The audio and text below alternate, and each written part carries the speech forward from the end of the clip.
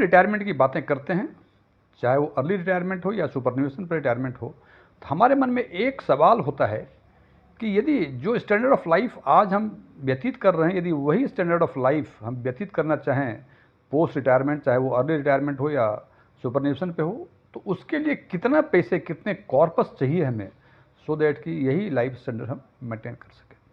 और in context में कई जगह आपको कई सो कॉल्ड एडवाइजर्स, प्लानर्स बताएंगे कि आपको अगले 20 साल या 25 सालों के बाद जब रिटायर करेंगे आप आइदर अर्ली और सुपरन्यूएशन पे, तो आपको 1 करोड़ मिलेंगे, 2 करोड़ मिलेंगे।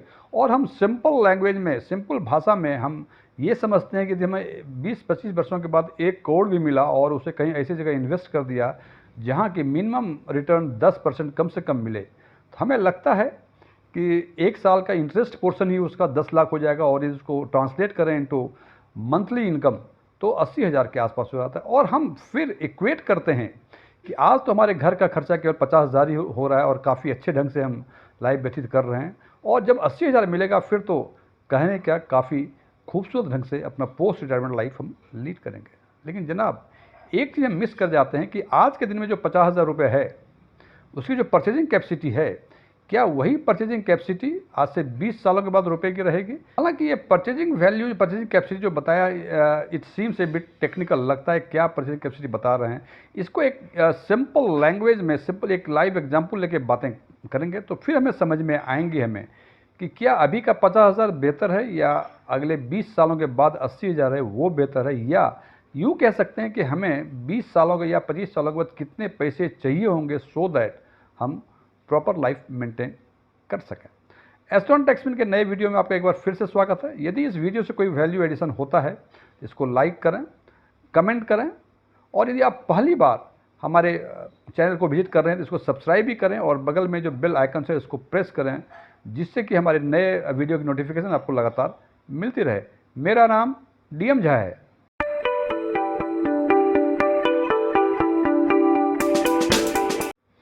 जैसा कि पहले हमने चर्चा की कि 80,000 रुपये पर मंथ 20 वर्षों के बाद या 20 वर्षों या 25 वर्षों के बाद 1 करोड़ या 2 करोड़ रुपए, उसकी परचेजिंग कैपेसिटी, उसकी वैल्यू क्या होगी, सो दैट कि ये हम एसेस कर सकें कि कितने रुपए मुझे चाहिए होंगे कि हम रिटायरमेंट के बाद, चाहे अर्ली हो या सुपरन्यूएशन हो, हम अच्छा ज़िंदगी लाइफ मेंटेन कर सकें। इसको हम सिंपल टर्म में ट्रांसलेट करना चाहेंगे और एक लाइव एग्जाम्पल के जरिए हम समझाने की कोशिश करेंगे। उदाहरण के तौर पे आपके पास आज 100 रुपये हैं और आलू का कीमत बाज़ार में 20 रुपये प्रति केजी है। इसका मतलब 100 रुपये से की कैपेसिटी 5 केजी आलू परचेज करने की है। अब वही 100 रुपये यदि आपने किसी इन्वेस्टमेंट एवेन्यूज़ में इन्वेस्ट कर दिया और 20 या 25 वर्षों के बाद आपको 500 रुपये मिलते हैं, तो हमें लगता है कि 20-25 वर्षों में हमारे पैसे 5 गुने हो गए। लेकिन जनाब, ये 5 गुने नहीं हैं। अब ये देखें कि जो 20-25 वर्षों के बाद 500 रुपये मिले, उसकी परचेजिंग कैपेसिटी उस समय क्या होगी।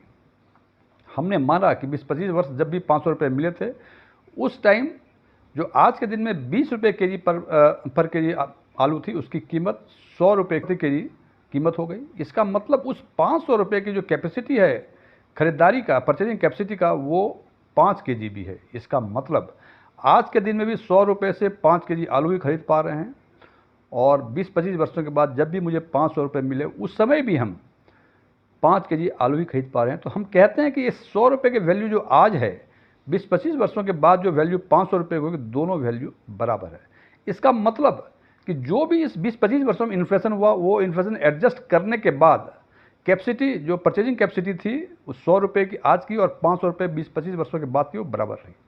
अब दूसरा एग्जाम्पल लेते हैं कि यदि आलू की कीमत 90 रुपये पर केजी होती, जब आपको 20-25 वर्षों के बाद 500 रुपये मिल रहे हैं, तो उस 500 रुपये की कैपेसिटी, परचेजिंग कैपेसिटी 5.5 केजी आलू परचेज करने की थी। अब ये देखें, इक्वेट करें कि आज के दिन में जो 100 रुपये थी, उसकी कैपेसिटी, परचेजिंग कैपेसिटी 5 केजी आलू परचेज करने की थी, लेकिन 20-25 वर्षों के बाद जो 500 मिली, तो अब वो 5.5 केजी आलू परचेज कर पा रहा है। इसका मतलब इन्फ्लेशन एडजस्ट करने के बाद, इन्फ्लेशन जो भी रहा हो इस पीरियड में, वो एडजस्ट करने के बाद थोड़ा सा मुझे बेहतर मिले।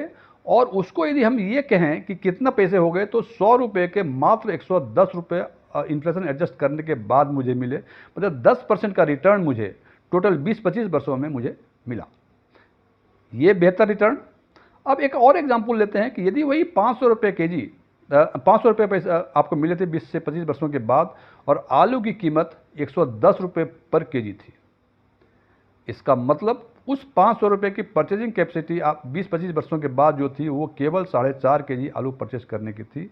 और यदि इन टर्म्स ऑफ वैल्यूएशन पैसे की करें तो जो आज के 100 रुपये हैं वो यदि 500 देते 20-25 वर्षों के बाद, जबकि आलू का रेट 110 रुपये होता है, तो उस रुपये की वैल्यू 90 रुपये हो जाएगी। इसका मतलब जो आपने 100 रुपये इन्वेस्ट किए, इन्फ्लेशन एडजस्ट करने के बाद पैसा आपका डिवेल्युएट हो गया, पैसे की वैल्यू कम हो गई तीसरे केस में। दूसरे केस में जो 100 रुपये आज इन्वेस्ट किए हुए थे, इन्फ्लेशन एडजस्ट करने के बाद आपको 10% एब्सोल्यूट रिटर्न 10% मिला, इसलिए 100 रुपये की वैल्यू 110 रुपये हो गई। और सबसे पहला एग्जाम्पल में परचेजिंग कैपेसिटी 5 केजी आलू के बदले 5 केजी आलू ये रहा। इसका मतलब इन्फ्लेशन एडजस्ट करने के बाद रुपए में कोई एप्रिसिएशन नहीं हुआ।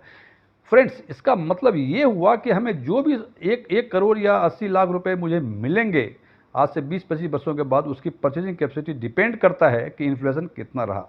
सो आज हम चर्चा करेंगे इस बात पे कि यदि आपको 1 करोड़, 2 करोड़, 5 करोड़ रुपये चाहिए तो ये निर्णय लेना पड़ेगा आपको इन्फ्लेशन एडजस्टेड के बाद या इन्फ्लेशन एडजस्टमेंट के पहले। और दोनों ही केस में हम देखेंगे कि ये रकम पाने के लिए आज से 20 या 25 वर्षों के बाद आज के दिन में मुझे कितने रुपए प्रति माह किस तरह के इन्वेस्टमेंट एवेन्यूज़ में हमें इन्वेस्ट करना पड़ेगा, जिससे कि हमें 20-25 वर्षों के बाद 1 करोड़ या 2 करोड़ या जो भी हम चाह रहे हैं वो कॉर्पस मुझे मिल जाए और मैं पोस्ट रिटायरमेंट शांति से ज़िंदगी लीड कर सकूं।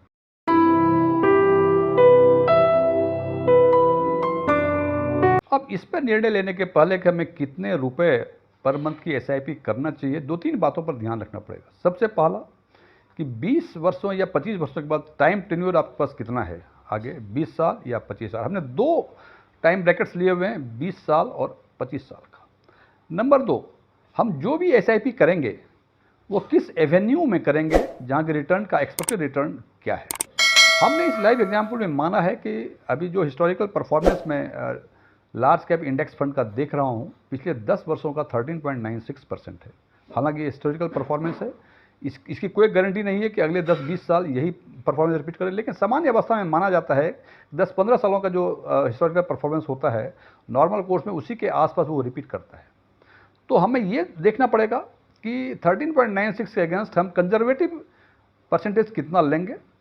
नंबर 2 कि ये मालूम होगा कि कहाँ हम किस एवेन्यूज़ में, किस इंस्ट्रूमेंट में इन्वेस्ट करेंगे जहाँ की 12-13% के आसपास मिले, और आपकी कैपेसिटी क्या है हर महीने इन्वेस्ट करने की। इसके लिए 2 एग्जाम्पल, ये 2 टाइम स्लॉट्स लिए हैं हमने, 20 साल और 25 साल का।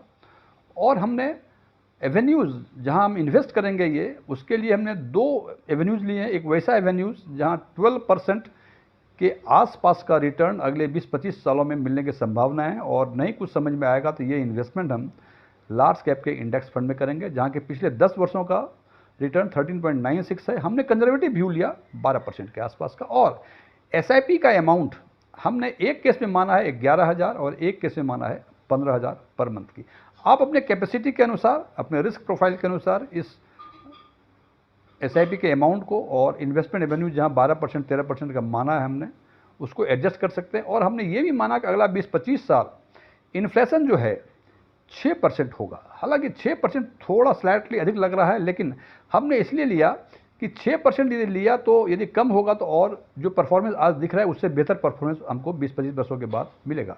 और इसके लिए सबसे पहले हमने देखा कि 12% रेट ऑफ रिटर्न और 6% इन्फ्लेशन, यदि 11,000 रुपये पर मंथ अगले 20 सालों के लिए हम इन्वेस्ट करते हैं तो टोटल इन्वेस्टमेंट हमारा 26.4 लाख होगा, और क्वांटिटेटिव वैल्यू जो मुझे मिलेगा 20 वर्षों के बाद वो 1 करोड़ होगा। लेकिन ये 1 करोड़ में इन्फ्लेशन एडजस्टमेंट नहीं है। यदि 6% का इन्फ्लेशन एडजस्टमेंट करें तो ये 50.1 लाख के आसपास में कॉर्पोरेट मिलेगा आफ्टर एडजस्टमेंट और इन्फ्लेशन। इसका मतलब उस 50 लाख 10,000 की जो परचेजिंग कैपेसिटी होगी वो आज के 50 लाख 10,000 के परचेजिंग कैपेसिटी के बराबर होगी। ये हुए 11,000 पर मंथ, 6% इन्फ्लेशन, 12% का रिटर्न। यही थी 11,000 को हम और यदि आपको लगता हो कि 50 लाख कॉर्पस आज के डेट में भी मिले तो रिटायरमेंट पोस्ट रिटायरमेंट के लिए काफ़ी नहीं है, तो आप अपने सामर्थ्य के हिसाब से SIP बढ़ा दें। और हमने उसको बढ़ा के कर दिया 15,000 रुपये पर मंथ। इसमें हम देखते हैं कि टोटल जो इन्वेस्टमेंट है वो 36 लाख के आसपास है, और हमें क्वांटिटेटिव वैल्यू जो कॉर्पस मिलता है वो 1.4 करोड़ मिलता है। और यदि इन्फ्लेशन 6% के हिसाब से एडजस्टमेंट करें तो जो वैल्यू होगी वो 16.3 लाख के आसपास होगी। इसका मतलब कि आपको 68.3 लाख जो आज का वैल्यू परचेजिंग कैपेसिटी है वो उस टाइम 1.4 करोड़ में मिलेगी। अब ये देखना होगा आपको 50 लाख में बनता है बात, लगता है कि नहीं, आपको निश्चित रूप से आपको SIP बढ़ानी पड़ेगी। और यदि आपको लगता है कि आप SIP का अमाउंट बढ़ा नहीं सकते हैं तो आपको ये 20 साल का जो टाइम स्लॉट लिया है उसको 20 से 25 वर्षों का यदि करते हैं हम, तो 11,000 रुपये 25 वर्षों के लिए यदि इन्वेस्ट करते हैं तो हम 33 लाख इन्वेस्टमेंट करते हैं और क्वांटिटेटिव वैल्यू 1.9 करोड़ मिलता है, जिसका कि inflation adjusted at the rate of 6% जो वैल्यू मिलेगी वो मिलेगी 74.8 लाख की। इसका मतलब 74.8 लाख आज के दिन की जो वैल्यू होगी वही होगी उस टाइम के 1.9 करोड़ की। अब देखना पड़ेगा कि नहीं ये 74.8 लाख भी थोड़ा सा कम मिलते हैं, तो निश्चित रूप से जनाब आपको SIP का अमाउंट बढ़ाना पड़ेगा। तो हमने SIP का अमाउंट 11,000 से बढ़ा के 15,000 रुपये 25 वर्षों के लिए कर दिया, तो टोटल इन्वेस्टमेंट हमारा 45 लाख होता है। और इसमें जो क्वांटिटेटिव वैल्यू आफ्टर 25 साल जो मिलेगा वो 1.6 करोड़ होगी, 2.6 करोड़ होगी, और जिसका इन्फ्लेशन एडजस्टेड जो वैल्यू होगा वो 1 करोड़ होगी। इसका मतलब यदि आप ये चाहते हैं कि इन्फ्लेशन एडजस्टेड 1 करोड़ रुपये आपको 25 वर्षों के बाद चाहिए, तो आपको 15,000 रुपये पर मंथ की SIP वैसे इन्वेस्टमेंट एवेन्यूज़ में करना होगा जहाँ की 12% का रेट ऑफ एप्रिसिएशन है। अब ये जो चारों पांचों एग्जाम्पल जो दिया हमने, इसमें हो सकता है कोई भी इन्फ्लेशन एडजस्टेड या कॉर्पस आपके टारगेट से मैच ना करे। यदि लगता है कि आपको 1 करोड़ के बदले 5 करोड़ चाहिए तो जनाब इसको 5 टाइम्स या तो SIP बढ़ा दें, या इसका रेट ऑफ रिटर्न वैसे इंस्ट्रूमेंट में इन्वेस्ट करें जहाँ की एप्रिसिएशन अधिक हो, या टाइम स्लॉट्स को बढ़ाना पड़ेगा। कुछ ना कुछ एक काम तो करना ही पड़ेगा। हालांकि ये एक टिपिकल एग्जाम्पल है, और हमें लगता है यदि 25 वर्षों के बाद या 20 वर्षों के बाद हमें 1 करोड़ या 1.25 करोड़ का corpus inflation adjusted at the rate of 6% मिलता है, तो हमें नहीं लगता है कि अपर मिडिल क्लास के लिए ये अमाउंट कम है। आज के दिन में 1 करोड़ यदि किसी को मिले तो सिंपल वे में नॉर्मल कोर्स में 80,000 रुपये पर मंथ आपको मिलेगा। और 80,000 रुपये आज के दिन में यदि 2 कंडीशंस हैं, अपना घर हो और कोई बड़ी बीमारी नहीं है, तो 80,000 रुपये प्रति माह काफ़ी हैं अपने अच्छे लाइफ स्टाइल को मेंटेन करने के लिए, जो कि आप आज से 20-25 साल पहले मेंटेन कर रहे थे वो 20-25 वर्षों के बाद भी कर सकते हैं। हालांकि जैसे मैंने बताया आपको, ये एक सिंपल एग्जांपल है। आपके अपने नीड के हिसाब से SIP अमाउंट आपके नीड और कैपेसिटी और रिस्क टेकिंग एबिलिटी के हिसाब से यदि आप रिस्क अधिक लेंगे तो आप 13% बदले 15% के एसेट्स में इन्वेस्ट कर सकते हैं।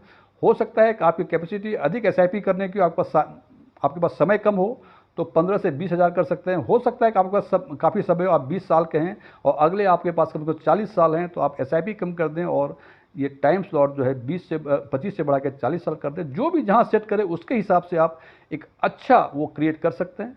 फ्रेंड्स, ये हमारे विचार, जैसे मैं बार बार कहता हूँ कि मैं कोई म्यूचुअल फंड एडवाइज़र नहीं हूँ, ना ही MFI का कोई रजिस्ट्रेशन नंबर है, ना ही कुछ और है। लेकिन एक चीज़ और ध्यान रखना है इन्वेस्टमेंट डिसीजन लेने के पहले, जैसे मैंने दिखाया आपको बताया कि 12% करने से और 13% करने से फ़र्क क्या होता है। मैं फिर एक बार रिपीट कर दूँ, यदि 15,000 रुपये आपने 12% के 15,000 रुपये पर मंथ के हिसाब से वैसे एसेट्स में जहाँ 12% के आसपास का रिटर्न मिलता है, तो आपको इन्फ्लेशन एडजस्टेड रिटर्न होता है 1 करोड़ के आसपास।